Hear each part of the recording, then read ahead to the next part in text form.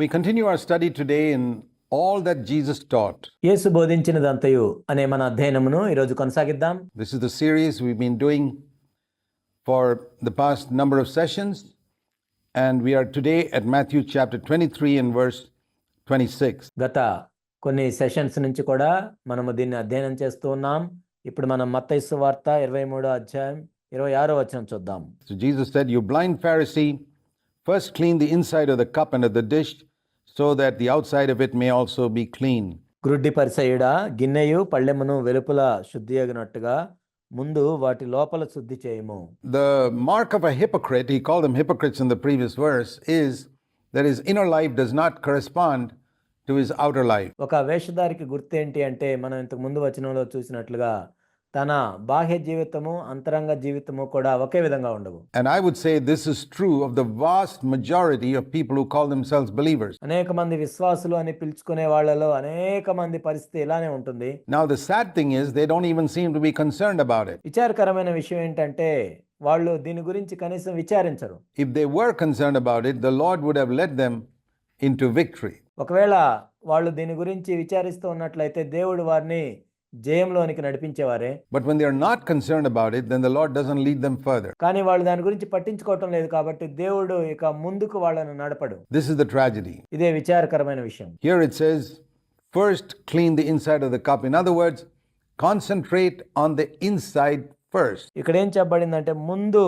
లోపల వాటిని శుద్ధి చేయము అంటే అంతరంగ జీవితానికి సంబంధించి దాని మీద ఏకాగ్రత పెట్టు, And not the outside. బాహ్య సంబంధమైన దాని మీద కాదు. So you need to ask yourself, which part of your life do you concentrate on? ఇప్పుడు నిన్ను ప్రశ్నించుకో, నీ జీవితంలో దేని మీద నువ్వు ఎక్కువగా ఆసక్తి చూపిస్తూ ఉన్నావు? Which is more important? In a building, you can have a skyscraper, maybe 70-80 floors. నీకు ఏది ప్రాముఖ్యమైంది? ఒక పెద్ద భవనాన్ని మనం చూసినట్లయితే నీవు ఒక ఆకాశ హర్మ్యాన్ని కూడా కలిగి ఉండొచ్చు, 70-80 అంతస్తులు కలిగి ఉండొచ్చు. That's visible. Underneath that is a foundation.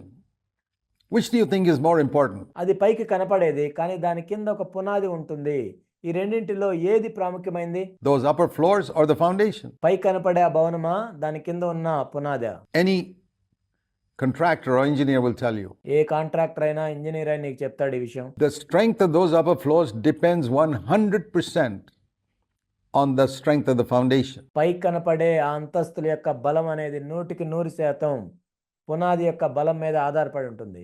If the foundation is weak, even a building with one floor will collapse. పునాది బలహీనంగా ఉన్నట్లయితే ఒక్క అంతస్తున్న భవనం కూడా కూలిపోతుంది. That's why engineers concentrate on laying a good foundation. Jesus also said about laying a good foundation. అందుకే ఇంజనీర్లు ఎప్పుడు కూడా ఒక మంచి పునాది వేయడానికి ప్రయత్నం చేస్తూ ఉంటారు. యేసుక్రీస్తు ప్రభువారు కూడా చెప్పారు మంచి పునాది వేసుకోవాలని. But on that foundation we must build a superstructure. కానీ ఆ పునాది మీద మనము అనేక అంతస్తులను కట్టాలి. If you don't, we are like that man Jesus spoke about who didn't want to be a disciple. He spoke about discipleship in Luke 14. ఒకవేళ ఆ విధంగా మనం లేనట్లయితే, ఒక వ్యక్తి శిష్యుడిగా కావటానికి ఇష్టం లేదు, యేసుక్రీస్తు ప్రభువారు చెప్పారు ఆ వ్యక్తి గురించి. లూకా సువార్త 14వ అధ్యాయంలో యేసుక్రీస్తు ప్రభువారు శిష్యత్వం గురించి చెప్తున్నప్పుడు 26 to 33, and in the middle of that he speaks about someone who doesn't want to be a disciple. లూకా 14:26 నుండి 33 వచనాలు ప్రభు చెప్పేటప్పుడు ఆ మధ్యలో ఒక వ్యక్తి శిష్యుడు కావటానికి ఇష్టం లేదు ఆ వ్యక్తికి. What does he do? He just lays the foundation, doesn't build anything. There's no superstructure. Either that, or we could say, అప్పుడు ఆ వ్యక్తి ఏం చేశాడు? ఆ వ్యక్తి పునాది వేసుకున్నాడు కానీ పైన అంతస్తులు కట్టడానికి ఇష్టం లేదు. లేనట్లయితే ఈ విధంగా కూడా చెప్పొచ్చు. a person like Jesus said in Matthew chapter 7 verse 26 onward. మత్తయి సువార్త 7వ అధ్యాయం 26వ వచనం నుండి యేసుక్రీస్తు ప్రభువారు చెప్పినట్లుగా మరొక వ్యక్తి గురించి కూడా చెప్పొచ్చు. The foolish man who built a house but with no foundation. These are two opposites. బుద్ధిహీనుడు పునాది లేకుండానే ఇల్లు కట్టుకున్నాడు. Both are foolish. ఇద్దరు కూడా బుద్ధిహీనులే. We need a foundation, and on that we build a superstructure. మనకి పునాది కావాలి, కానీ దాని మీద మనం అనేక అంతస్తులు నిర్మిస్తాం. And so here the Lord tells the Pharisees, first lay the foundation. అందుకే ఇక్కడ యేసుక్రీస్తు ప్రభువారు పరిశీలితో ఏం చెప్పారంటే, మొట్టమొదట మంచి పునాది వేసుకోండి. And then don't stop there, build a superstructure. కానీ అక్కడే ఆగిపోవద్దు, దాని మీద అనేక అంతస్తులు మీరు కట్టండి. But in case of our life, it's like this, that if you take care of the inside, the outside will automatically take care of itself. కానీ మన జీవితానికి వచ్చేసరికి మన అంతరంగ జీవితాన్ని మనం పట్టించుకుంటూ ఉన్నట్లయితే మన బాహ్య సంబంధమైన జీవితం దానంతటికి అదే సరిచేయబడుతుంది. There's no doubt about it. అందులో ఎటువంటి సందేహం లేదు. You put the seed in the ground and water it, it'll automatically come up. మీరు భూమి లోపల ఒక విత్తనాన్ని నాటి దానికి నీళ్లు పోస్తున్నట్లయితే దానంతటికి అదే పైకి వస్తుంది. That inner life, for example, if I allow my mind to be renewed, నా అంతరంగ జీవితము నా మనసు రూపాంతరపరచబడటానికి నేను అనుమతిస్తూ ఉన్నట్లయితే, so that I'm not angry with people, I will not commit murder. నేను ఎవరి మీద కోప్పడకుండా ఉన్నట్లయితే నేను నరహత్య చేయను. If my inner attitude is right, then the outer life will be okay. నా అంతరంగంలో నా వైఖరి సరిగా ఉన్నట్లయితే బాహ్య సంబంధం కూడా సరిగానే ఉంటుంది. If in my inner life I don't lust after women, I'm not in danger of committing adultery. నా అంతరంగ జీవితంలో ఒక స్త్రీని నేను మోహపు చూపులు చూడకుండా ఉన్నట్లయితే బాహ్య సంబంధంగా నేను వ్యభిచారం చేసే అవకాశం ఉండదు. If I'm in my inner life, I've decided to love my enemies, I will have no problem externally loving my neighbors. నా అంతరంగ జీవితంలో నా శత్రువులను కూడా నేను ప్రేమించే వైఖరిని కలిగి ఉన్నట్లయితే నా పొరుగు వాళ్ళని ప్రేమించే విషయంలో నాకు ఎటువంటి ఇబ్బంది ఉండదు. So you don't have to make an effort to clean up your external life if you clean the inside. కాబట్టి అంతరంగంలో నిన్ను నువ్వు శుద్ధి చేసుకున్నట్లయితే బాహ్యంగా నిన్ను నువ్వు శుద్ధి చేసుకోవటానికి నువ్వు ప్రత్యేకమైన ప్రయత్నం ఏం చేయాల్సిన అవసరం లేదు. It's something like this, we take an example. ఉదాహరణకి మనం ఈ విధంగా చూసినట్లయితే The law was like a tube of ointment that I could use on my body whenever I have a sore. ధర్మశాస్త్రం అనేది ఎలాంటిదంటే ఒక ఆయింట్మెంట్ లాంటిది. ఎప్పుడైతే పుండు మనకి కనపడుతుందో అప్పుడు నేను దాని మీద రాస్తూ ఉంటాను. It's a very effective ointment. ఇదెంతో బాగా పనిచేసే ointment. I get a sore and I rub the ointment and it goes off. నాకేదో పుండు వస్తుంది, నేను ఆయింట్మెంట్ రాస్తాను, అది పోతుంది. But tomorrow it comes on the other hand. కానీ రేపు ఇంకో చేతి మీద వస్తుంది. And then I have to rub the ointment there, it goes off, then it comes on my leg. And then somewhere else. మరలా అక్కడ ఆయింట్మెంట్ రాస్తే అది పోతుంది, తర్వాత నా కాలు మీద వస్తుంది, ఆ తర్వాత ఇంకో చోట వస్తుంది. So I need this tube of ointment all the time కాబట్టి ఈ ఆయింట్మెంట్ అనేది ఎప్పుడు నా దగ్గర ఉంటుంది. to keep my external body looking clean. కాబట్టి పైకి నా శరీరం శుభ్రంగా కనపడాలంటే ఎప్పుడు కూడా ఈ ఆయింట్మెంట్ నా దగ్గర ఉండాలి.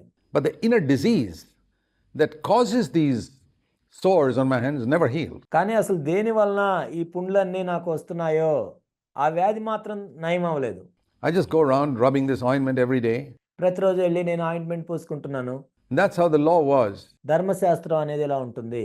All the thou shalts and thou shalt nots were meant to prevent sin from coming forth and destroying the nation. మీరు ఇది చేయాలి, మీరు ఇది చేయకూడదు అనే ఆజ్ఞలన్నీ కూడా ఏంటంటే ముందుకు వచ్చి దేశం నాశనం అయ్యేటట్లు పాపం చేయకుండా ఉండటానికి. And that's what the law is. That's why we have all the laws in different countries. అందుకే మనము ప్రతి దేశంలో కూడా రకరకాల చట్టాలను కలిగి ఉంటాం. If you violate it, you're jailed or you're hanged or something like that. ఒకవేళ దాన్ని నువ్వు అతిక్రమించినట్లయితే నిన్ను జైల్లో వేస్తారు, లేకపోతే నీకు ఉరిశిక్ష వేస్తారు. That's the way you preserve countries with certain law and order. And all those laws are basically based on the 10 commandments. ఈ విధంగా అనేక దేశాల్లో చట్టాలు ఏం చేస్తాయంటే నేరాలు జరగకుండా కాపాడతాయి. స్థూలంగా చూసినట్లయితే ఇవన్నీ ఏంటంటే 10 ఆజ్ఞలే. But Jesus came with an axe to the root అయితే యేసుక్రీస్తు ప్రభువారు గొడ్డలి తీసుకొని వేరు దగ్గరికి వచ్చారు. and saying, I want to deal with the problem at its root. ఏదైతే మూల కారణం ఉందో ఈ సమస్యకు దాన్ని తీసివేయడానికి ప్రభు వచ్చారు. It's like somebody saying, a doctor saying, hey, listen, there's a new antibiotic that's been discovered, which if you take, it will deal with the problem that's causing these sores inside your body. ఇది ఎలా ఉంటుందంటే ఒక doctor గారు వచ్చి నీ సమస్యకి ఒక antibiotic కనిపెట్టబడింది, అది నువ్వు తీసుకున్నట్లయితే ఎందువలన ఈ పుండ్లు వస్తున్నాయో ఆ మూల కారణం ఏదైతే ఉందో అది నయం అవుతుంది. And then you won't need this tube of ointment. You can throw away the tube of ointment because the problem is solved inside with the antibiotic, and then you won't get these sores. కాబట్టి ఇంకా నీకు ఈ tube అవసరం లేదు, దాన్ని తీసి పడేయచ్చు. ఎందుకంటే ఈ యాంటీబయాటిక్ ఏం చేస్తుందంటే ఏదైతే ఈ పుండ్లు రావడానికి కారణం అవుతుందో దాన్ని నయం చేస్తుంది. This is the difference between law and grace. ధర్మశాస్త్రానికి కృపకు మధ్య ఉన్న వ్యత్యాసం ఇది. So which is better, the antibiotic or the tube of ointment? కాబట్టి ఏది శ్రేష్టమైనది ఇందులో, యాంటీబయాటికా లేకపోతే ఒక ఆయింట్మెంటా? Which is better, grace or law? It's so clear. ఇందులో ఏది శ్రేష్టము, కృప ధర్మశాస్త్రమా? ఎంతో స్పష్టంగా అర్థమవుతుంది ఇక్కడ మనకు. But a lot of people, when they talk about grace, they throw away the tube of ointment and they haven't taken the antibiotic and they keep getting sores. చాలా మంది కృప గురించి మాట్లాడేటప్పుడు ఏం చేస్తారంటే వాళ్ళు ఆయింట్మెంట్ ని తీసి బయట పడేస్తారు. అలానే ఆ యాంటీబయాటిక్ కూడా తీసుకోరు. అందుకే వాళ్ళకి ఇంకా కూడా ఆ పుండ్లు వస్తూ ఉంటాయి. And that's why Christians, the life of the average Christian is 100 times worse than the life of a God-fearing Jew who lived under the law. అందుకే ఒక యావరేజ్ క్రైస్తవుని యొక్క జీవితం మనం చూసినట్లయితే దేవుని యందు భయభక్తులు కలిగి ఉన్న ఒక యూదుడు, ధర్మశాస్త్రం కింద ఉన్న ఒక యూదుని జీవితం కంటే కూడా 100 రెట్లు దౌర్భాగ్యంగా ఉంటుంది. Because he at least had the tube of ointment. Here's a Christian who talks about grace, doesn't have the tube of ointment and doesn't even take the antibiotic. ఎందుకంటే ఆ వ్యక్తి ఆయింట్మెంట్ అయినా కలిగి ఉన్నారు.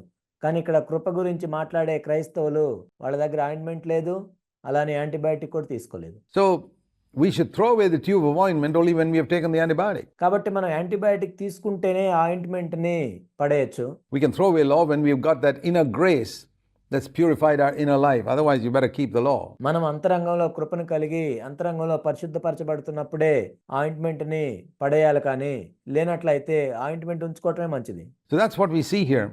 If we deal with the problem inside, there will be no need to deal with anything outside it. కాబట్టి అదే ఇక్కడ చెప్పబడింది. అంతరంగంలో ఉన్న ఆ సమస్యని మనం పరిష్కరిస్తూ ఉన్నట్లయితే బాహ్య సంబంధమైన దాన్ని పరిష్కరించాల్సిన అవసరం లేదు. It says here, you clean the inside of the cup of the dish, and so that ఇక్కడ మనం చూసినట్లయితే గిన్నెయు పళ్ళెమును వెలుపల శుద్ధి అగునట్లుగా ముందు వాటి లోపల శుద్ధి చేయము.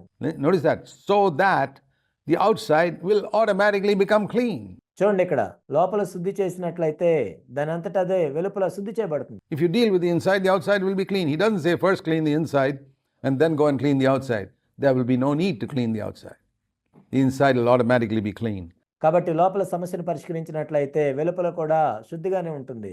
ఇక్కడ నువ్వు లోపల శుద్ధి చేసి ఆ తర్వాత వెలుపల శుద్ధి చేయమని చెప్పలేదు, అవసరం లేదు. And he says, but you scribes and Pharisees are like whitewashed tombs. అయ్యో వేషధారులైన శాస్త్రులారా, పరిసయ్యులారా, మీరు సున్నం కొట్టిన సమాధులను పోలి ఉన్నారు. On the outside looks so beautiful. You know how grandly tombs are made sometimes, but inside it's full of dead men's bones. అవి వెలుపల శృంగారముగా అగపండు గాని లోపల చచ్చిన వారి ఎముకలతో సమస్త కల్మషంతోనూ నిండి ఉన్నవి. Look at the illustrations the Lord uses. Death inside, but such beautiful decorations on the outside. ఇక్కడ చూడండి, యేసుక్రీస్తు ప్రభువారు ఎంత అందమైన సాదృశ్యాలను వాడుతున్నారు. లోపలేమో అంత మరణం ఉంది, బయటేమో అంత అలంకారం చేయబడి ఉంది.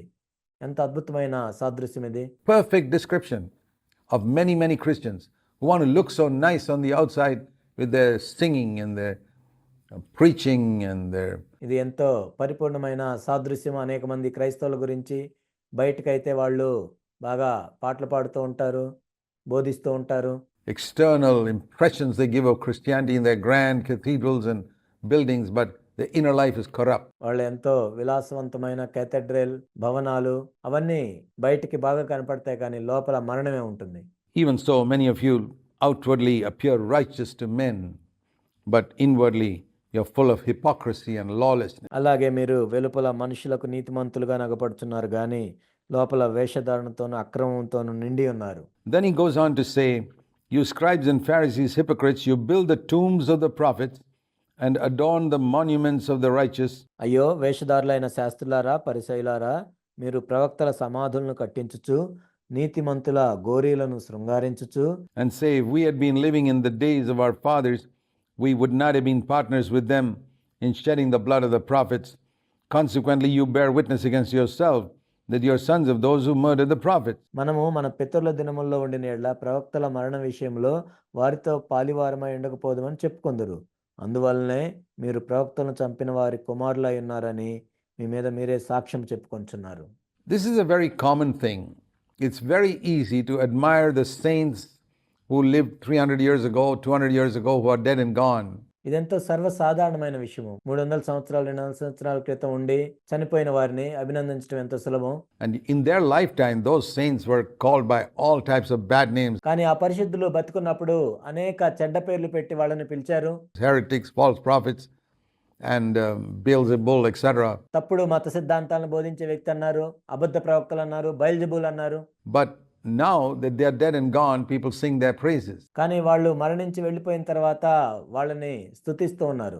This is true of all the great men that evangelical Christians admire, whether it's Martin Luther or John Wesley or William Booth or D.L. Moody or Charles Finney or క్రైస్తవులు ఇలాంటి వాళ్ళందరినీ కూడా ఆ విధంగా అభినందిస్తూ ఉంటారు. మార్టిన్ లూథర్ కానీ, John Wesley కానీ, William booth, DL moody, Charles Finny. it's very easy to admire all of them, these ancient prophets, ఈ పురాతన ప్రవక్తలందరినీ కూడా అభినందించడం ఎంతో సులభం. God's men whom God raised up to stand for him and to bring forth a certain truth. దేవుడు వాళ్ళని నిలబెట్టుకున్నాడు. కొన్ని సత్యాలను బయటకు తీసుకొని రావడానికి దేవుడు వాళ్ళని వాడుకున్నాడు. But in their lifetime, all those people were called heretics and false prophets and called by all types of bad names. కానీ వాళ్ళు బతుకున్నప్పుడు వాళ్ళని ఏమని పిలిచారంటే తప్పుడు సిద్ధాంతాలను బోధిస్తున్నారన్నారు, తప్పుడు ప్రవక్తలను పిలిచారు, అన్ని రకాల చెడ్డ పేర్లు పెట్టి వాళ్ళు పిలువబడ్డారు. Now we sing their praises. కానీ ఇప్పుడైతే వాళ్ళందరినీ మనం పొగుడుతుంటాం. So living prophets today are maligned in exactly the same way. కాబట్టి ఇప్పుడు జీవిస్తున్న ప్రవక్తలు అదే విధంగా చెడ్డ పేర్లు పెట్టి పిలువబడుతున్నారు.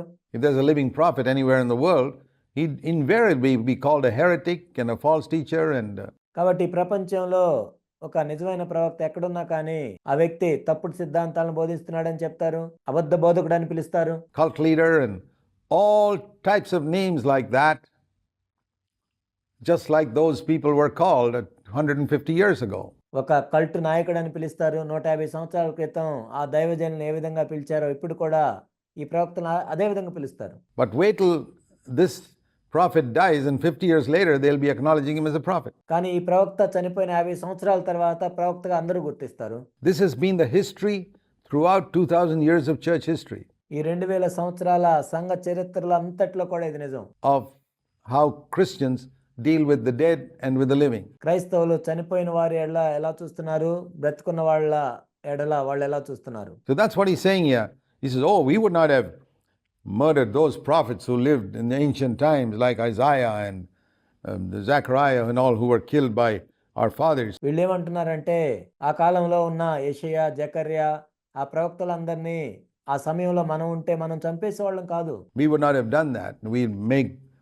They made monuments on the tombs of these people. వాళ్ళ సమాధులన్నీ కట్టించి చూసుకుంటూ ఉన్నారు. But the fact is, how were they treating the greatest prophet who was walking in them is Jesus Christ? కానీ వాళ్ళ కాలంలో వాళ్ళ ముందు నడుస్తున్న గొప్ప ప్రవక్త అయిన యేసుక్రీస్తు ప్రభుని ఎలా చూస్తున్నారు వీళ్ళు? And that showed up their hypocrisy.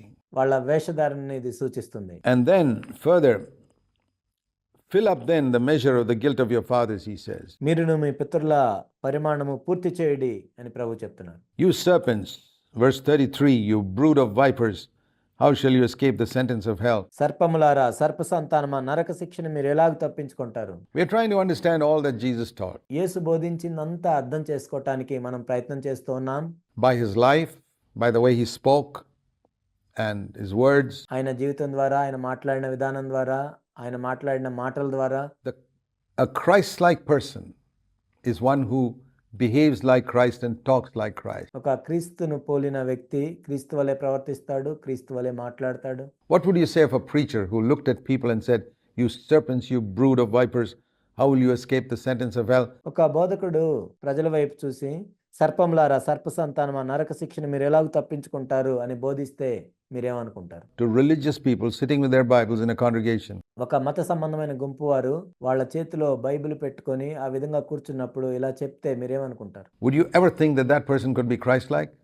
He may be the greatest prophet in your generation, as Jesus was in his generation. ఆ వ్యక్తి క్రీస్తును పోలి ఉన్న వ్యక్తి అయి ఉండొచ్చు. యేసుక్రీస్తు ప్రభువారు తాను భూమి మీద ఉన్నప్పుడు ఎలా ఉన్నారు, ఈ వ్యక్తి కూడా అలా ఉండి ఉండొచ్చు. But because of a faulty understanding of Christ-likeness, you may say he's very lacks grace. కానీ క్రీస్తు అంటే ఏంటి అంటే మీకు సరిగా అర్థం కాలేదు కాబట్టి ఆయనకి ఇంకా కృప కావాలి అని మీరు అంటారు. He's not Christ-like.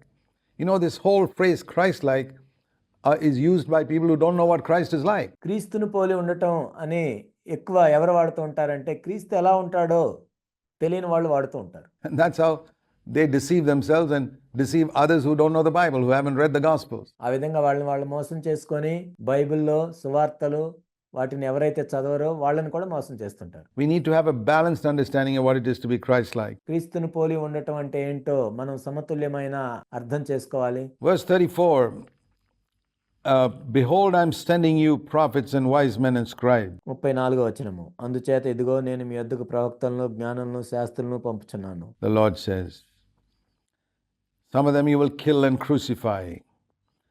Some of them you will scourge in your synagogues and persecute from city to city. మీరు వారిలో కొందరిని చంపి సిలువ వేయుదురు, కొందరిని మీ సమాజ మందిరములో కొరడాలతో కొట్టి పట్టణము నుండి పట్టణమునకు తరుముదురు. This is the lot of any true prophet whom God sends. I am sending, says the Lord. దేవుడు పంపించిన ఒక నిజమైన ప్రవక్త ఎవరికైనా ఇలానే జరుగుతుంది. నేను వారిని పంపించుచున్నాను అని ప్రభు చెప్తున్నారు. When I send you a prophet, when I send you a man who preaches and lives according to the scripture, నేను ఒక ప్రవక్తను మీ దగ్గరికి పంపించినప్పుడు ఎవరైతే వాక్యానుసారంగా బోధించి జీవిస్తూ ఉంటారో you will kill some of them, you'll crucify some of them, వారిలో కొంతమందిని మీరు చంపివేస్తారు, కొంతమందిని సిలువ వేస్తారు, you will scourge them in your synagogues, you'll persecute them from one city to city, another city. మీ సమాజ మందిరాల్లో కొరడాలతో కొడతారు, ఒక పట్టణం నుండి మరొక పట్టణానికి వాళ్ళు పారిపోయేటట్లు వాళ్ళని శ్రమ పెడతారు, Calling them all types of names, you'll chase them around here and there, అన్ని రకాల పేర్లు పెట్టి పిలుస్తూ ఉంటారు, అక్కడికి ఇక్కడికి తరుముతుంటారు. so that upon you may fall the guilt of all the righteous blood shed on the earth, from the blood of righteous Abel to the blood of Zechariah the son of Berechiah, whom you murdered between the temple and the altar. నీతిమంతుడైన హేబేలు రక్తం మొదలుకొని బలిపీఠమునకును దేవాలయమునకు మధ్య మీరు చంపిన బరకీయ కుమారుడగు జకర్యా రక్తం వరకు I say to you, all these things shall come upon this generation. భూమి మీద చిందింపబడిన నీతిమంతుల రక్తం అంతయు మీ మీదకి వచ్చును. So the Lord was saying here, what would be the fate of a true prophet of God? కాబట్టి ఇక్కడ ప్రభు ఏం చెప్తున్నారంటే ఒక నిజమైన ప్రవక్త యొక్క పరిస్థితి ఎలా ఉంటుందో చెప్తున్నారు. A true prophet is never popular in Christendom. ఒక నిజమైన ప్రవక్త ఎప్పుడు కూడా క్రైస్తవ్యంలో గొప్ప పేరు ప్రఖ్యాతులేమి పొందడు. Those who really fear God will love him and respect him, like ఎవరైతే నిజముగా దేవుని యందు భయభక్తులు కలిగి ఉంటారో అలాంటి వారు ఆ ప్రవక్తని గౌరవించి గణపరుస్తారు. the people who really feared God in Jesus' time యేసుక్రీస్తు ప్రభువారు కూడా ఉన్నప్పుడు ఆయన్ని ప్రేమించిన వారు loved and respected him and were willing to lay down their lives for him, like ఆయన ఎంతగానో ప్రేమించి ఆయన కోసం ప్రాణాలు పెట్టడానికి కూడా సిద్ధపడ్డారు. the 11 disciples, for example. ఉదాహరణకు మనం చూసినట్లయితే 11 మంది శిష్యులు అలా ఉన్నారు. But the multitudes of people who studied the scriptures and who were evangelical in doctrine in that time, the Pharisees, they thought he was the prince of devils and called him all types of names. ఆ రోజుల్లో evangelical క్రైస్తవులకు సాదృశ్యంగా ఉన్న పరిసయ్యులు ఎంతో Bible చదివి లేఖనాలను చదివి ఆయన్ని దయ్యాలకు అధిపతి అని చెప్పారు, ఆయన తిరస్కరించారు. We must remember, this is exactly the same in Paul's time. The religious Jews thought Paul was a false teacher and heretic. పౌలు సమయంలో కూడా ఇది నిజమే. మీరు చూసినట్లయితే మత సంబంధులైన యూదులు ఏమన్నారంటే పౌల్ని తప్పుడు మతాన్ని బోధించే వ్యక్తిగా ఉన్నాడు, తప్పుడు ప్రవక్త అని చెప్పారు. But those who really loved him, the true disciples of Jesus, they really thought he was the apostle of God. కానీ యేసుక్రీస్తు ప్రభువుని ఎంతగానో ప్రేమించే నిజమైన శిష్యులు దేవుడు పంపించిన అపోస్తలుడు పౌలు అని పిలిచారు. So your view of a true servant of God, let me tell you this. The way you look at a true servant of God is a pretty good indication of your spiritual condition. ఒక నిజమైన దేవుని సేవకుడిని నువ్వు చూసే విధానం, నువ్వు ఏ విధంగా చూస్తున్నావు అన్నది నీ నిజమైన ఆత్మ సంబంధమైన పరిస్థితికి గుర్తుగా ఉంటుంది. If you despise him, you reveal your spiritual condition. ఆ ప్రవక్తని నువ్వు తిరస్కరిస్తున్నట్లయితే నీ ఆత్మీయ స్థితి అలా ఉందని నువ్వు చూపిస్తున్నావు. If you value him, you know your spiritual condition. ఆయనకి నువ్వు గౌరవిస్తున్నట్లయితే నీ ఆత్మీయ స్థితిని తెలియజేస్తున్నావు. And Jesus doesn't say all this without any heart. యేసుక్రీస్తు ప్రభువారు ఎటువంటి హృదయం లేకుండా లేక హృదయంలో కనికరం లేకుండా ఈ మాటలేం చెప్పటం లేదు. You see the beautiful balance between truth and grace in this same chapter. ఇదే అధ్యాయంలో కృపకి సత్యానికి మధ్య ఉన్న సమతుల్యతని మనం చూస్తాం. He speaks so hard against the Pharisees right up to verse 36. 36వ వచనం వరకు కూడా ఎంతో కఠినంగా వీళ్ళ గురించి మాట్లాడిన ప్రభు, And then you see these tender words. ఇక్కడ 37వ వచనం నుండి ఎంతో మృదువుగా ఎంతో కనికరం కలిగిన మాటలు మాట్లాడుతున్నారు. He wept over Jerusalem, it says in Luke's gospel. లూకాసు వార్తలో మనం చూసినట్లయితే ఆయన యెరూషలేము గురించి ఏడ్చినట్లుగా మనం చూస్తాం. He lamented over Jerusalem, saying, "Oh, Jerusalem, Jerusalem, who kills the prophets and stones those who are sent to her. ఆయన యెరూషలేము గురించి ప్రలాపిస్తూ ఈ మాటలు చెప్తూ ఉన్నారు. యెరూషలేమా యెరూషలేమా, ప్రవక్తలను చంపుచును, నీ యొద్దకు పంపబడిన వారిని రాళ్లతో కొట్టుచును ఉండుదానా. How often I wanted to gather your children together, the way a hen gathers her chicks under her wings, and you were unwilling. కోడి తన పిల్లలను రెక్కల క్రిందకి ఎలాగూ చేర్చుకొనునో అలాగే నేనును నీ పిల్లలను ఎన్నో మార్లు చేర్చుకొనవలనని ఉంటిని గాని మీరు వల్లకపోతిరి. Behold, your house is left to you desolate. ఇదిగో మీ ఇల్లు మీకు విడవబడి ఉన్నది. I say to you, from now on, you shall not see me until you say, Blessed is he who comes in the name of the Lord. ఇది మొదలుకొని ప్రభువు పేరట వచ్చువాడు స్తుతింపబడుగా కానీ మీరు చెప్పు వరకు నన్ను చూడరని మీతో చెప్తున్నాను. A time comes when the patience of God comes to an end. దేవుని యొక్క దీర్ఘశాంతం కూడా ముగించబడే సమయం ఒకటి వస్తుంది. And the Lord waited 3.5 years, waiting. ప్రభు 3.5 సంవత్సరాల నుంచి వేచి చూస్తూ ఉన్నారు. For Jerusalem, the people in Jerusalem, the religious people, to turn and accept him. They rejected him. యెరూషలేములో ఉన్న ప్రజలు, యెరూషలేములో ఉన్న మత సంబంధమైన ప్రజలు తన వైపు తిరుగుతారేమో అని ఆయన చూస్తూ ఉన్నాడు. కానీ వాళ్ళు తిరస్కరిస్తూ వచ్చారు. They wanted to have nothing to do with him. He was patient with them, and he longed to gather them like a hen gathers her chicks under her wings to protect them from danger and to lead them to God. ఆయన దగ్గరికి వస్తారేమో అని ఆయన చూస్తూ ఉన్నారు. కానీ వాళ్ళేమో ఆయన తిరస్కరిస్తూ వచ్చారు. కానీ యేసుక్రీస్తు ప్రభువారు వారిని ఏ విధంగా చూశారంటే, కోడి తన పిల్లలను తన రెక్కల క్రింద ఎలాగూ తీసుకొని అనేక ప్రమాదాల నుండి కాపాడుతుందో ఆ విధంగా ఆయన చేస్తూ వచ్చారు. But they didn't want it.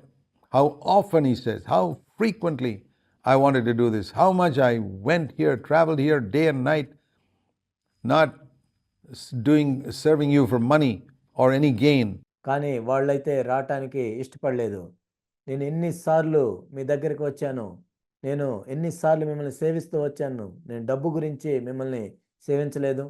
ఎన్ని రాత్రింబవళ్ళు మీకోసం నేను ప్రయాణం చేసి వచ్చాను. But to bless you, but you were not interested.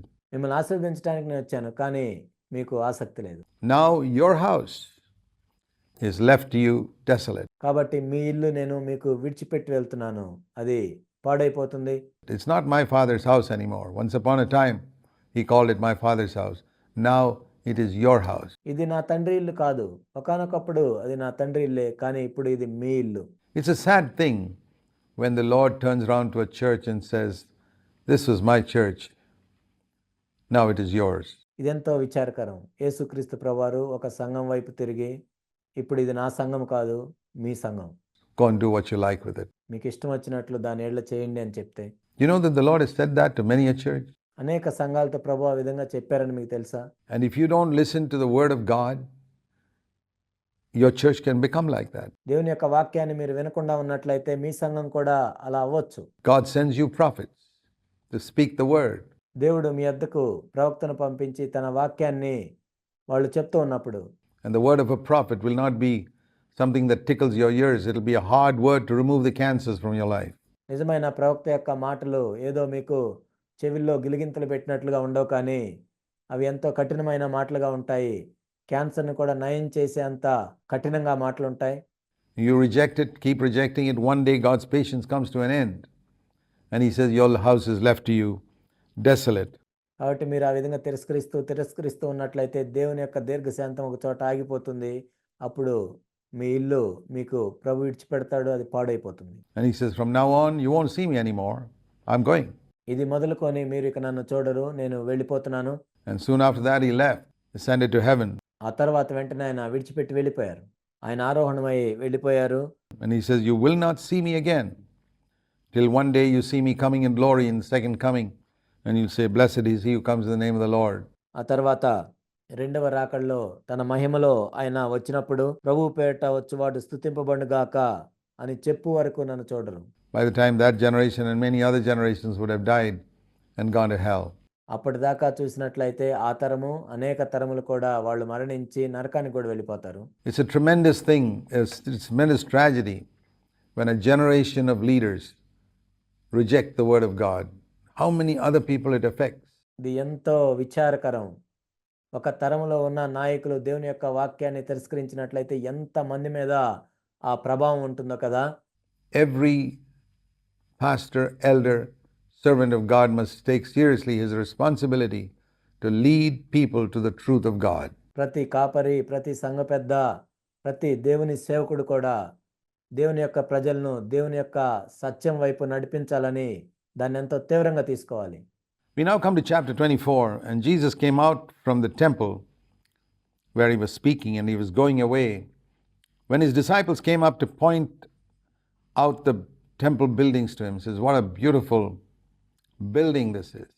తర్వాత మనం 24వ వచనం చూసినట్లయితే యేసు దేవాలయం నుండి బయలుదేరి వెళ్ళుచుండగా ఆయన శిష్యులు ఆ దేవాలయపు కట్టడములు ఆయనకు చూపిస్తూ వస్తున్నారు. చూడండి ఎంత బాగున్నాయని చూపిస్తున్నారు. And he answered and said to them, "Do you see all these things? Do you not see them? Truly I say to you, not one stone here will be left upon another which will not be torn down." అందుకైన మీరు ఇవన్నీ చూస్తున్నారు కదా, రాతి మీద రాయి ఒకటైనను ఇక్కడ నిలిచి ఉండకుండా పడద్రోయబడినని మీతో నిశ్చయముగా చెప్తున్నాను. He was prophesying, this temple will be torn down completely. There won't be one stone left on top of the other. ఆయన ప్రవచిస్తూ ఉన్నాడు, ఈ దేవాలయం మొత్తం కూడా కూలిపోతుంది, ఒక్క రాయి మీద మరొక రాయి కూడా మిగలదు.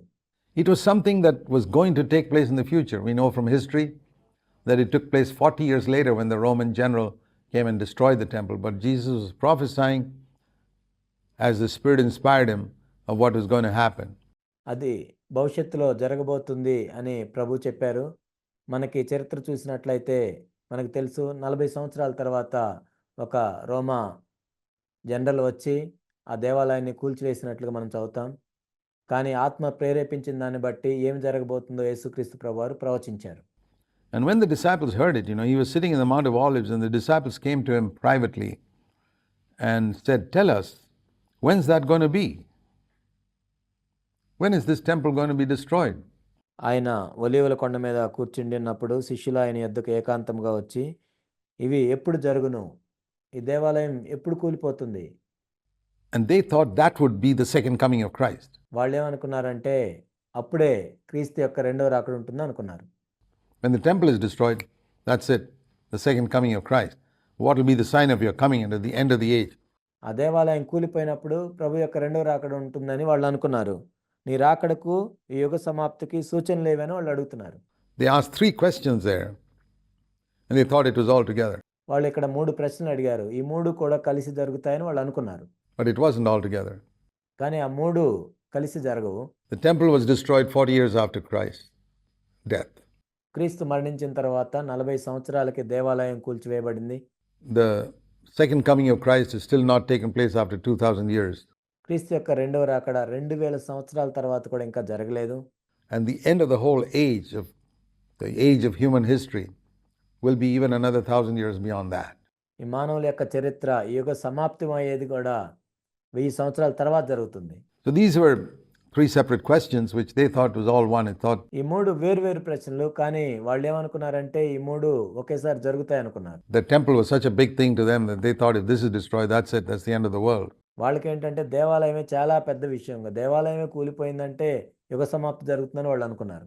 But it wasn't like that. And Jesus answered and said, "See to it that no one misleads you." కానీ ఆ విధంగా ఉండదు అని యేసు ప్రభు చెప్తూ, ఎవడును మిమ్మల్ని మోసపరచకుండా చూచుకొనుడి. And in the rest of that chapter, he was answering all 3 questions together. ఆ తర్వాత ఈ అధ్యాయం అంతట్లో మనం చూసినట్లయితే ఆ 3 ప్రశ్నలకి ప్రభు జవాబిస్తూ ఉన్నారు. Combining the last 2, but basically we can say 2 of them. చివరి 2 ప్రశ్నలకి జవాబిస్తున్నారు. ప్రాథమికంగా 2 ప్రశ్నలకి ఇక్కడ జవాబిస్తున్నారు. What will be this? When will this happen? The destruction of the temple, and when will you return? ఈ దేవాలయము ఎప్పుడు కూలిపోతుంది, నీ రాకడ ఎప్పుడు? So he said, first of all, I want to say to you, don't be deceived. Many will come in my name saying, I am the Christ, and will mislead many. ప్రభు ఏం చెప్తున్నానంటే, మొట్టమొదటి నేను ఏం చెప్తున్నానంటే, ఎవడును మిమ్మల్ని మోసపరచకుండా చూచుకొనుడి. అనేకులు నా పేరిట వచ్చి నేనే క్రీస్తునని చెప్పి పలువురిని మోసపరిచెదరు. Now we need to understand that verse properly. ఈ వచనాన్ని మనం సరిగా అర్థం చేసుకోవాలి. How many people have you heard who have stood up and said, I am Jesus Christ? నేనే యేసుక్రీస్తు ప్రభువుని అని ఎంతమంది నిలబడి చెప్తే నువ్వు విన్నావు? I think in the history of the world, there may be a few handful of lunatics who said that. అసలు ఈ లోక చరిత్ర అంతట్లో కూడా మనం చూసినట్లయితే ఏదో కొద్దిమంది పిచ్చోళ్ళు అలా చెప్పారు. But mislead many? How many people would be misled if some person got up in the pulpit and said, I'm Jesus Christ? ఒక వ్యక్తి ప్రసంగ వేదిక మీద నిలబడి నేనే యేసుక్రీస్తు ప్రభుని అని చెప్తే ఎంతమంది మోసపోతారు? I don't think any Christian I know would ever be deceived by that. నాకు తెలిసిన ఏ క్రైస్తవుడు కూడా దాన్ని బట్టి మోసగించబడతాడని నేను అనుకోను. Certainly no born again Christian. తిరిగి జన్మించిన ఏ క్రైస్తవుడు కూడా అలా ఏం మోసపోడు. What did he mean? I think we misunderstood that verse. దీని అర్థం ఏంటి? దీన్ని మనం అపార్థం చేసుకున్నామేమో ఈ వచనాన్ని నేను అనుకుంటున్నాను. What he's saying is, many will come in my name and say that I, Jesus Christ, am the real Christ, the Messiah. ఇక్కడ యేసు ప్రభు ఏమంటున్నారంటే నేనే క్రీస్తుని, యేసే నిజమైన క్రీస్తు కాబట్టి యేసే నిజమైన క్రీస్తు అని చెప్తూ వస్తారు. That Jesus is the Messiah. Let me read it like that. Many will come in my name, Jesus' name, and say, that's right, Jesus is the Christ, the Messiah, and then will go around misleading people. నా నామములో యేసే క్రీస్తు, యేసే మెస్సయ్య అని చెప్తూ నా నామములో వచ్చి అప్పుడు అనేక మందిని మోసం చేస్తుంటారు. Because if they say Jesus is not the Messiah, then of course they're not even Christians. యేసు క్రీస్తు కాడు అని చెప్పినట్లయితే వాళ్ళు క్రైస్తవులను మోసం చేయలేరు. They're not the ones he's warning about. He's warning about people who accept Jesus as the Messiah, the Christ, and then mislead others. వాళ్ళ గురించి ప్రభు ఇక్కడ హెచ్చరించట్లేదు, కానీ ఎవరైతే యేసే క్రీస్తు అని నమ్ముతారో వాళ్ళు మోసం చేస్తారు అని చెప్తున్నారు. So many will come in my name and say, yes, it is true that I am the Christ. నా నామమున అనేకులు వస్తారు, నేనే క్రీస్తునని చెప్తారు, అది నిజమే. When he says I, Jesus is referring to himself, that he is the Christ and will mislead many. ఆ విధంగా నేనే క్రీస్తునని చెప్పి యేసే క్రీస్తు అని చెప్పి అనేకులు నా నామమున వాళ్ళని మోసం చేస్తారు. That's how you got to read that verse. Then you understand, oh, then there have been many people like that throughout history. ఆ విధంగా ఆ వచనాన్ని మనం అర్థం చేసుకోవాలి. అలా అర్థం చేసుకున్నట్లయితే ఈ లోకంలో అనేక మంది ఉన్నారు మోసం చేయటానికి. Who have said, yes, Jesus is the Christ, and they've gone around with all types of wrong doctrines. యేసే క్రీస్తు అయి ఉన్నాడని చెప్తారు, ఆ తర్వాత అనేక తప్పుడు సిద్ధాంతాలను బోధిస్తూ ఉంటారు. That have misled millions in these 2000 years. ఈ 2000 సంవత్సరాల్లో కొన్ని లక్షల మందిని, కోట్ల మందిని వాళ్ళు మోసం చేశారు. And that's the first warning he gave. ఇక్కడ యేసు ప్రభు ఇచ్చిన మొట్టమొదటి హెచ్చరిక ఇది. What will be the sign of your coming? Deception. మీరు అక్కడ గుర్తేంటి? మోసం. Widespread deception. ఎంతో వ్యాపించిన మోసం. Again, he says in verse 11, many. ఇక్కడ మనం చూసినట్లయితే 11వ వచనంలో అనేకులైన. So notice the word many. Many in verse 5, many in verse 11. False prophets will come and mislead many. చూడండి, ఇక్కడ అనేకులు అంటున్నారు. 5వ వచనంలో అనేకులను ఉంది, 11వ వచనంలో కూడా అనేకులైన అబద్ధ ప్రవక్తలు వచ్చి పలువురిని మోసపరిచెదరు. That's the second thing he says. Again, he further down in verse 24, false Christs and false prophets will arise and show great signs to mislead, if possible, even the elect. 24వ వచనంలో మనం చూసినట్లయితే అబద్ధపు క్రీస్తులను, అబద్ధపు ప్రవక్తలను వచ్చి సాధ్యమైతే ఏర్పరచబడిన వారిని సైతము మోసపరచుటకై గొప్ప సూచక్రియలను, మహత్కార్యములను కనపరచెదరు. I've told you in advance. ఇదిగో ముందుగా నేను మీతో చెప్పి ఉన్నాను. It's interesting that though he spoke about many signs here, like famines, earthquakes, wars, ఇక్కడ చూడటానికి ఇది ఎంత ఆసక్తిగా ఉంటుంది. యేసుక్రీస్తు ప్రభువారు అనేకమైన సూచనల గురించి చెప్పినప్పటికీ యుద్ధాల గురించి చెప్పారు, కరువుల గురించి చెప్పారు. in verse 7, and persecution, the one thing that he kept repeating at least 3 times is deception. భూకంపాల గురించి చెప్పారు, హింసల గురించి చెప్పారు 7వ వచనంలో, కానీ 3 సార్లు ఆయన మోసం గురించి చెప్పారు. So one of the primary characteristics of the last days will be there'll be a tremendous amount of deception in Christianity. చివరి దినాల్లో ప్రాథమికమైన గుర్తు ఏంటంటే క్రైస్తవ్యంలో ఎంతో మోసం అనేది వ్యాపించి ఉంటుంది. All types of false teachings. అన్ని రకాల తప్పుడు బోధలు. How shall we escape this deception? మరి ఈ మోసం నుండి మనం ఏ విధంగా తప్పించుకోగలం? I think that is the thing which we need to really understand. నిజంగా దీన్నే మనం అర్థం చేసుకోవాలి. How shall we escape all this deception? ఈ మోసం అంతటి నుండి మనం ఎలాగ తప్పించుకోగలం? Before we go into what all type of deception there is, ఎలాంటి మోసాలు జరుగుతాయి అనే దాన్ని మనం చూసే ముందు it says here, there will even be people showing great signs and wonders. ఇక్కడ ఏం చెప్పబడిందంటే వాళ్ళు గొప్ప సూచక్రియలు మహత్కార్యాలు కూడా చేస్తారు. You know, Paul says in 2 Thessalonians, 2వ తెస్సలోనికలకు 2:9 మనం చూసినట్లయితే అక్కడ పౌలు చెప్తూ ఉన్నాడు about the coming of the Antichrist, which will be with a whole lot of false signs and wonders in 2 Thessalonians 2:9. ఇక్కడ పౌలు చెప్తున్నాడు 2 తెస్సలోనికలకు 2:9లో అక్కడ క్రీస్తు విరోధి వచ్చినప్పుడు ఎలా ఉంటుందంటే సమస్తమైన బలముతోనూ నానా విధములైన సూచక్రియలతోనూ మహత్కార్యంతోనూ వస్తాడని ఉంది. The coming of the Antichrist is in accord with the activity of Satan with all power and signs and false wonders. వారి రాక అబద్ధ విషయమైన సమస్త బలముతోనూ నానా విధములైన సూచక్రియలతోనూ మహత్కార్యములతో నిండి ఉంటుంది. So there's going to be a lot of false miracles, fake, counterfeit healings. కాబట్టి తప్పుడు అద్భుతాలు, నకిలీ స్వస్థతలు ఇవన్నీ వాళ్ళు చూపిస్తూ ఉంటారు. And all types of people coming in the name of Jesus, saying that Jesus is the Messiah and deceiving many people. యేసు నామంలో అనేక మంది వచ్చి యేసే క్రీస్తు అయి ఉన్నాడని చెప్పి అనేక మందిని మోసం చేస్తూ ఉంటారు.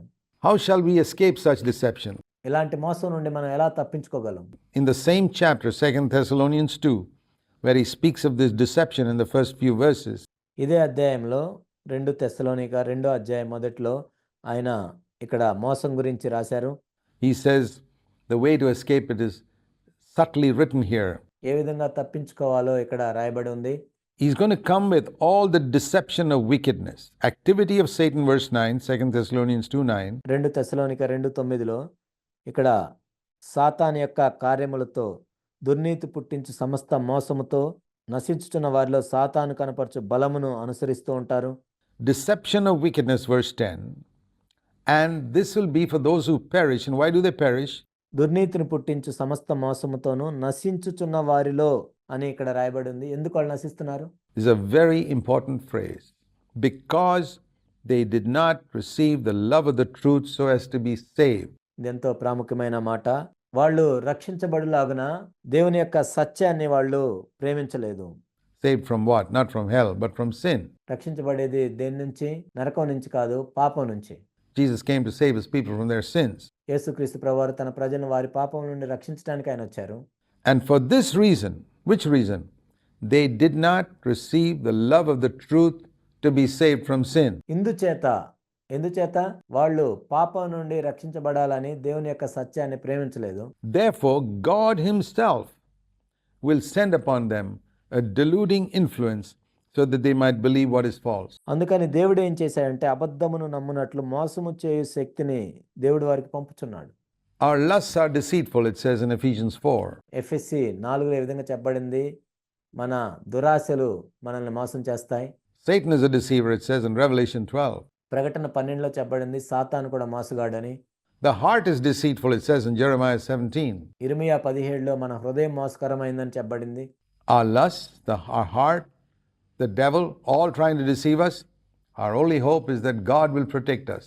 మన దురాశలు, మన హృదయము, సాతాను అందరూ మనల్ని మోసం చేస్తుంటే మనకు కలిగిన ఒకే ఒక నిరీక్షణ ఏంటంటే దేవుడు మనల్ని కాపాడతాడని. But here it says God himself will turn around and deceive us. కానీ ఇక్కడ ఏం చెప్పబడిందంటే దేవుడే మోసం చేసే శక్తిని వారికి పంపిస్తాడు అని. Then there is no hope. అప్పుడైతే ఎలాంటి నిరీక్షణ ఉండదు మనకి ఇంకా. We've got these three forces deceiving us: our heart, our lust, and the devil. మన దురాశలు, మన హృదయము, సైతాను, ఈ మూడు శక్తులు మనల్ని మోసం చేస్తూ ఉన్నాయి. And on top of that, if Almighty God also decides to deceive us, there's absolutely no hope. God is the source of light. దానికి పైగా సర్వశక్తివంతుడైన దేవుడే మోసం చేస్తున్నట్లయితే ఎటువంటి నిరీక్షణ ఉండదు. ఎందుకంటే దేవుడే వెలుగై ఉన్నాడు. And if he turns off his light, it becomes darkness. తన వెలుగుని ఆయన ఆఫ్ చేసినట్లయితే మనం చీకట్లో ఉంటాం. We're going to be deceived. Now, whom does God allow? On whom does God send this deluding influence?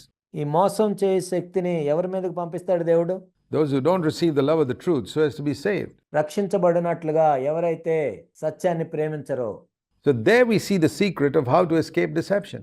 కాబట్టి ఇక్కడ మోసం నుండి మనం తప్పించుకోవాలి అంటే మార్గాన్ని మనం ఇక్కడ చూస్తున్నాం. Number one, love the truth, and seek to be saved from sin. That's it. మొట్టమొదటిగా సత్యాన్ని ప్రేమించాలి, పాపం నుండి రక్షించబడటానికి చూడాలి, అంతే. If you love the truth and seek to be saved from sin, I can guarantee you'll never be deceived. నీవు సత్యాన్ని ప్రేమిస్తూ పాపం నుండి రక్షించబడాలని కోరుకుంటూ ఉన్నట్లయితే నేను మీకు ఖచ్చితంగా చెప్పగలను, మీరు ఎన్నటికీ మోసగించబడరు. Absolutely certain on the basis of that verse. God will not deceive you. All these other forces may try to deceive you, but God will keep on giving light. దేవుని యొక్క వాక్యాన్ని ఆధారం చేసుకొని నేను చెప్తున్నాను, ఈ మిగిలిన 3 శక్తుల నుండి మీరు మోసగించబడొచ్చేమో కానీ దేవుడు మిమ్మల్ని మోసం చేయడు. దేవుడు తన వెలుగును మీకు ఇస్తూ ఉంటాడు. To show you those deceptions. ఆ మోసాలని చూపించడానికి దేవుడు మీకు వెలుగునిస్తూ ఉంటాడు. What does it mean to love the truth? సత్యాన్ని ప్రేమించడం అంటే ఏంటి? First of all, when God shows you something in yourself, maybe in a meeting, when you're reading the Bible, or in some circumstance or situation, మొట్టమొదటిగా దేవుడు నీలో ఏదైనా చూపించినప్పుడు, నువ్వు బైబిల్ చదువుతున్నప్పుడు కానీ, లేక నువ్వు మీటింగ్లో ఉన్నప్పుడు కానీ, లేక ఒక పరిస్థితి ద్వారా కానీ, you see that you're selfish, నీవు స్వార్థపరుడివి అని నీకు చూపించినప్పుడు, or you're proud, or you're seeking your own in something, లేక నీలో గర్వం ఉందని, లేక నీ సొంతం కోసం నువ్వు చూసుకుంటున్నావని, just be honest and say, Lord, that's true. యథార్థంగా ఉండి, అవును ప్రభువా ఇది నిజమే అని ఒప్పుకో. Second, when you see something in scripture which goes contrary to what you've believed all your life, రెండవది ఏంటంటే, ఇప్పటిదాకా నువ్వు నమ్మిన దానికి వ్యతిరేకంగా ఒకవేళ నువ్వు బైబిల్ చదువుతున్నప్పుడు, నువ్వు జాగ్రత్తగా చదువుతున్నప్పుడు నీకు తెలిసి ఇది సత్యము అని నీకు తెలిసినప్పుడు, and you study scripture carefully and you say, hey, that's the truth. Love the truth and stand up for it, even if you have to publicly acknowledge, I was wrong. నీవు సత్యాన్ని ప్రేమించి దాని పక్షంగా నిలబడు. ఒకవేళ బహిరంగంగా నువ్వు నిలబడి నేను ఇప్పటిదాకా తప్పు చేశాను అని ఒప్పుకోవాల్సి వచ్చినా కానీ, Love the truth. Don't seek your own honor there. అక్కడ సత్యాన్ని ప్రేమించు, నీ సొంత ఘనత కోసం చూడొద్దు. You will never be deceived. ఆ విధంగా చేస్తూ ఉన్నట్లయితే నువ్వు ఎన్నటికీ మోసగించబడవు. Seek to be saved from sin పాపం నుండి రక్షించబడటానికి చూడు, more than to be saved from sickness and poverty. రోగము నుండో పేదరికం నుండో రక్షించబడాలనే దానికంటే కూడా, Oh Lord, save me from sin. ఓ ప్రభువా పాపం నుండి నన్ను రక్షించు. If you follow these 2 rules, to love the truth about yourself and what you see in God's word, ఈ 2 నియమాలను మీరు పాటించినట్లయితే, సత్యాన్ని ప్రేమించు నిన్ను గురించి, మరియు నువ్వు లేఖనాలు చదువుతున్నప్పుడు, and seek to be saved from sin, పాపం నుండి రక్షించబడటానికి చూడు. you can be absolutely sure in the last days you will not be deceived. ఈ విధంగా నువ్వు చేస్తూ ఉన్నట్లయితే చివరి దినాల్లో మోసం నుండి నువ్వు తప్పించబడతావు. That is our only protection from satanic deception in the last days. చివరి దినాల్లో సాతాను చేసే మోసం నుండి మనం కలిగి ఉండే ఏకైక భద్రత ఇదే. We'll continue our study in the next episode. వచ్చే ఎపిసోడ్లో మన అధ్యయనాన్ని మనం కొనసాగిద్దాం.